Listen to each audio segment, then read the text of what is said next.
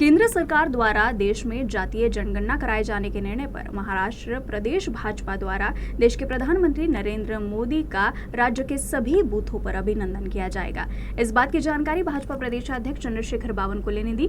उन्होंने जातीय जनगणना के निर्णय के लिए केंद्र सरकार का आभार जताते हुए विपक्षी दल और राहुल गांधी पर जमकर निशाना साधा। माननीय प्रधानमंत्री मोदीजींनी आणि केंद्र सरकारने या देशामध्ये 1948 नंतर जातीय जनगणनेचा निर्णय घेतला आणि हा निर्णय ऐतिहासिक आहे।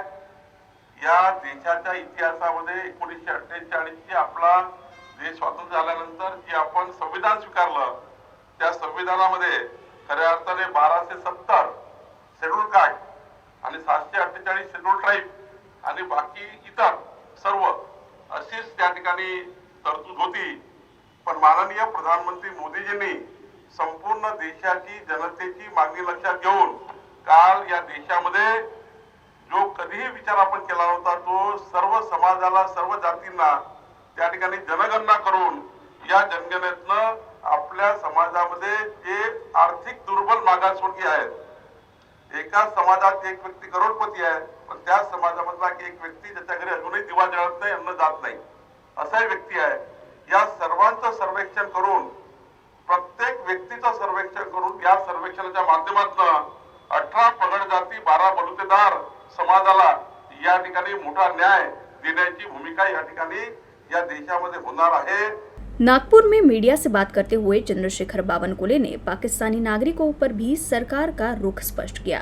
उन्होंने कहा कि महाराष्ट्र में पुलिस प्रशासन एक एक पाकिस्तानी नागरिक को खोज निकालेगा और केंद्र जो तय करेगा उसके अनुसार आगे की कार्रवाई की जाएगी। ज्या देशामध्ये 20% लोकांना अन्न मिळत नाही ते काय धमकी देणार आहेत, पण माननीय मोदीजींनी निर्णय घेतलेला आहे खऱ्या अर्थाने पाकिस्तानचे विजा रद्द करणे, पाकिस्तानच्या लोकांना या देशात नो एंट्री करणे।